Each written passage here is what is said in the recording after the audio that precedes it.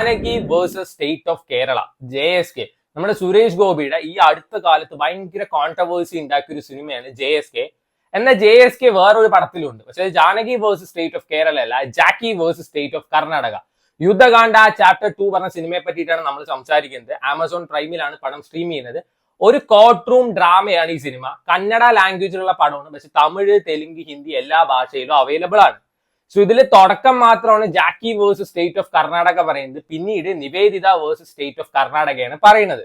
So ഈ cinema കാണാൻ എന്നെ എക്സൈറ്റ് ചെയ്യിപ്പിച്ചൊരു ഫാക്ടർ എന്താ വെച്ചാൽ, നമ്മുടെ KGF റോക്കി ബായുടെ അമ്മയായിട്ട് ഒരു ആക്ടർ അഭിനയിച്ചില്ല, ആളാണ് ഈ സിനിമയിലെ ലീഡായിട്ട് അഭിനയിച്ചിരിക്കുന്നത്. സോ ഭയങ്കര എക്സൈറ്റിംഗ് ആയിരുന്നു ഞാൻ. സോ ഈ സിനിമ തുടങ്ങുമ്പോൾ തന്നെ അത്യാവശ്യം ട്വിസ്റ്റും ടേണും കാര്യങ്ങളൊക്കെയാണ് ഉള്ളത്. നമ്മൾ തന്നെ പ്രതീക്ഷിക്കാത്ത കുറച്ച് കാര്യങ്ങളൊക്കെ കാണാം. പിന്നീട് എങ്ങനെയാണെന്ന് വെച്ചാൽ വേറൊരു ഫ്ലാഷ് ബാക്ക് പോർഷനും കാര്യങ്ങളൊക്കെയാണ് പറയുന്നത്. ഒരു വക്കീലായ നായകൻ, സോ ആൾ എങ്ങനെ കഷ്ടപ്പെട്ട് വക്കീലാവുന്നു, പിന്നെ എങ്ങനെ ഈ കേസ് എടുക്കണം എന്നൊക്കെയാണ് ഈ സിനിമ പറഞ്ഞുകൊണ്ട്. കിടിലൻ കണ്ടന്റ് ആയിരുന്നു, കിടിലൻ കൺസെപ്റ്റ് ആയിരുന്നു, പക്ഷെ അതിന്റെ എക്സിക്യൂഷൻ അമ്പേ പരാജയം എന്ന് വേണമെങ്കിൽ പറയാം. സോ ഇവര് പറയുന്ന ഒരു കേസ് പറയുമ്പോൾ ഭയങ്കര ഒരു ഇമോഷണൽ കണക്ഷൻ തരുന്ന ഒരു കേസാണ്. സ്റ്റിൽ അത് കാണുമ്പോൾ നമുക്ക് ആ ഇമോഷൻ കിട്ടുകയില്ല. ഇവൻ നമ്മുടെ KGF ആ ഒരു ആക്ടർ ആണെങ്കിൽ പോലും അവര് പലപ്പോഴും കാണിക്കുന്നത് പോലും നമുക്ക് അക്സെപ്റ്റ് ചെയ്യാൻ പറ്റാത്ത കാര്യമാണ്. നമുക്ക് ഒരു ഇമോഷനും കാര്യങ്ങളൊന്നും കിട്ടില്ല. ഇവൻ KGF കിട്ടിയ ഇമോഷൻ, അമ്മ പറഞ്ഞ ആ ഒരു ഫീലിംഗ് കിട്ടിയത് നമുക്ക് ഇതിൽ കിട്ടുന്നില്ല. ആൻഡ് ഇതിലത്തെ ഒരു ആക്ടർ ഉണ്ട്, ആളായിരുന്നു ഈ സിനിമത്തെ ഏറ്റവും വലിയൊരു കോമാളി പറയാം. വെറുപ്പിക്കലിന്റെ പീക്ക് അങ്ങേര് കാണിച്ചെന്നുണ്ട്. അങ്ങേർക്ക് പകരം വേറെ ആരാണെങ്കിലും കിടിലനായി മാറിയേനെ. പക്ഷെ ഇത് ഈ തുമ്പിയെ കൊണ്ട് സിമന്റ് ചാക്ക് ഇടിപ്പിക്കുന്ന പോലെയായിരുന്നു. ആൻഡ് ആളുടെ കുറച്ച് കരച്ചിലും കോമാളിത്തരങ്ങളൊക്കെ ഉണ്ട്, കാണുമ്പോൾ ചിരിയാ വരിക. ഇത്ര കിടിലൻ ഒരു കൺസെപ്റ്റ്, ഒരു കിടിലൻ കോർട്ട് റൂം ഡ്രാമ ആവേണ്ട സാധനത്തെ കൊണ്ട് കോമഡി സ്കിറ്റ് പോലെയാണ് എടുത്തു വെച്ചിരിക്കുന്നത്. പലപ്പോഴും കാണുമ്പോൾ നമുക്ക് ചിരിയാണ് വരുന്നത്. എനിക്ക് തോന്നുന്നത് എന്തിനും ഇങ്ങനത്തെ ഒരു പടം എന്നാ പലപ്പോഴും തോന്നിയത്. ഇവര് യുദ്ധകാണ്ഡ എന്ന് ഉദ്ദേശിക്കുന്നത് ചാപ്റ്റർ ഓഫ് വാർ ആണ്. ഈ വക്കീലന്മാർ തമ്മിൽ വാറല്ല, അവര് തമ്മിൽ എന്തോ സ്കിറ്റ് ചെയ്യണ പോലെയാണ് എടുത്തു വെച്ചിരിക്കുന്നത്. ഇതിൽ ആകെ നന്നായി പെർഫോം ചെയ്തു എനിക്ക് തോന്നിയത് 7 വയസ്സ് 8 വയസ്സുള്ള ഒരു കൊച്ചുണ്ട്. ആ കൊച്ചു അടിപൊളിയായി പെർഫോം ചെയ്യുന്നുണ്ട്. ആ കൊച്ചും അതേപോലെ തന്നെ ആ കൊച്ചിന്റെ അമ്മയായിട്ടുള്ള കുറച്ച് സീൻസ് അടിപൊളിയായിരുന്നു. പിന്നെ 1-2 പാട്ടും കാര്യങ്ങളൊക്കെ കൊള്ളാം. ഒരു കോർട്ട് റൂം ഡ്രാമ പറഞ്ഞിട്ട് അത് തുടങ്ങുന്നത് 1 മണിക്കൂർ 1.5 മണിക്കൂർ കഴിഞ്ഞിട്ടാണ്, 2.5 മണിക്കൂർ പടത്തില്. അതുവരെ ഇവന്റെ റൊമാൻസ്, ആ റൊമാൻസിലാണ് ഒരു സീറോ ലോജിക്ക് പറയുന്ന സാധനം. ഒരു വക്കീലിനെ കാണുന്നു, ഇഷ്ടപ്പെടുന്നു, അപ്പൊ തന്നെ അവർ റൊമാൻസ് ആയി, തേങ്ങയായി മാങ്ങയായി. പിന്നെ ഇവൻ ബുള്ളറ്റ് മേടിക്കുന്നു, സൈക്കിൾ മേടിക്കുന്നു. ഇതൊക്കെയാണ് ഈ സിനിമ കാണിച്ചു പോകുന്നത്. സോ വേണ്ടവർ കണ്ടു നോക്കുക. തമിഴ്, തെലുങ്ക്, ഹിന്ദി എല്ലാ ഭാഷയിലും അവൈലബിൾ ആണ്. സോ ഞാൻ ഭയങ്കര എക്സ്പെക്ടേഷനിൽ ഒരു കിടിലൻ കോർട്ട് റൂം ഡ്രാമ ആയിരിക്കും വേണ്ടി കണ്ടപ്പോൾ ട്വിസ്റ്റും കാര്യങ്ങളും എല്ലാം ഉണ്ട്. ഇനി ഇതിന്റെ സ്റ്റോറി ഒക്കെ നൈസ് ആണ്, പക്ഷെ എക്സിക്യൂഷൻ ആണ് പാളിപ്പോയത്. ഒരു വേസ്റ്റ് പടം എന്ന് വേണമെങ്കിൽ പറയാം. എനിക്ക് ഏറ്റവും വർക്കാവാത്ത ഒരു സിനിമയാണ്. സോ കണ്ടു നോക്കുക, ചിലപ്പോൾ നിങ്ങൾക്ക് വർക്കാവാതിരിക്കും. So please.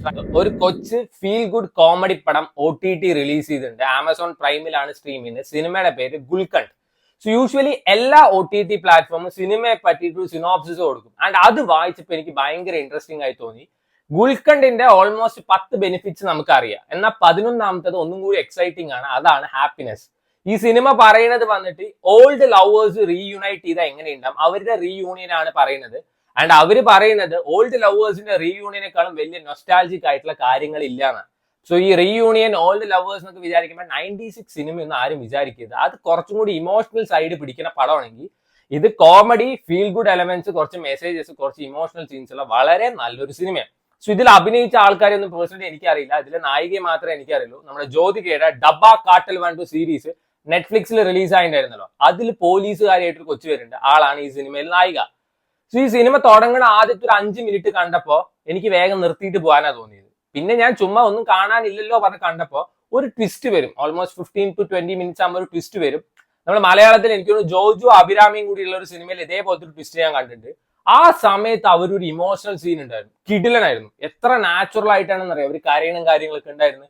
അപ്പൊ ഞാൻ ഡെഫിനറ്റ്ലി ഇത് കണ്ടു നോക്കണമെന്ന്. പിന്നീട് ഇടയ്ക്ക് കുറച്ച് കോമഡി എലമെന്റ്സും കുറച്ച് ഫീൽ ഗുഡും ടുവേർഡ്സ് അതിന്റെ കുറച്ച് മെസ്സേജ് ഒക്കെ ആയിട്ടുള്ള നല്ലൊരു ഫാമിലി പടം എന്ന് വേണമെങ്കിൽ പറയാം. സെക്ഷുവൽ സീൻസ് ഇല്ല, വൾഗാരിറ്റി ഇല്ല, ഒരു തേങ്ങയില്ല, പക്ഷെ നല്ല രസത്തിൽ കണ്ടിരിക്കാം. സോ ഇതിൽ നമ്മുടെ നായികയ്ക്ക് ഒരു ഭർത്താവുണ്ട്, നമ്മുടെ നായകന് വേറൊരു ഭാര്യയുണ്ട്. ആ ഭർത്താവും ഭാര്യയാണ് ഈ സിനിമയുടെ ഷോ സ്റ്റീലേഴ്സ് പറയാം. കിടിലനായിരുന്നു.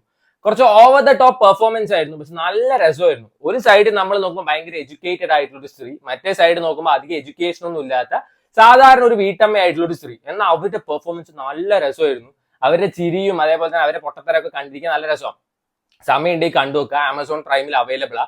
മറാത്തി ഭാഷ മാത്രമേ അവൈലബിൾ ആയിട്ടുള്ളൂ. ആദ്യം തന്നെ എടുത്തു പറയാം, സബ് ടൈറ്റിൽ ഉണ്ട്. സോ സബ് ടൈറ്റിൽ വെച്ച് സിനിമ കാണുന്നവരാണെന്ന് വെച്ചാൽ please give it A try എന്നേ പറയാനുള്ളൂ. സോ എനിക്ക് വലിയ സമയം വേസ്റ്റ് ആയിട്ടൊന്നും തോന്നിയില്ല. നല്ലൊരു ഫീൽ ഗുഡ് സിനിമ. അത്യാവശ്യം കോമഡിയും കാര്യങ്ങളൊക്കെ ഉണ്ട്, അത്യാവശ്യം ചിരിക്കാനുള്ള കാര്യങ്ങളും ഉണ്ട്. ടുവേർഡ്സ് എൻഡ് ആകുമ്പോൾ കുറച്ച് ഇമോഷണൽ ആയിട്ടുള്ള മെസ്സേജസും കാര്യങ്ങളൊക്കെ ഈ സിനിമയിൽ പറയുന്നുണ്ട്. 1-2 ട്വിസ്റ്റും കാര്യങ്ങളും ഉണ്ട്. പെർഫോം ചെയ്ത് എല്ലാവരും നല്ല വൃത്തിക്ക് തന്നെ പെർഫോം ചെയ്യുന്നുണ്ട്. എനിക്ക് പേഴ്സണലി ഭയങ്കര ഇഷ്ടപ്പെട്ട ഒരു സിനിമയാണ്.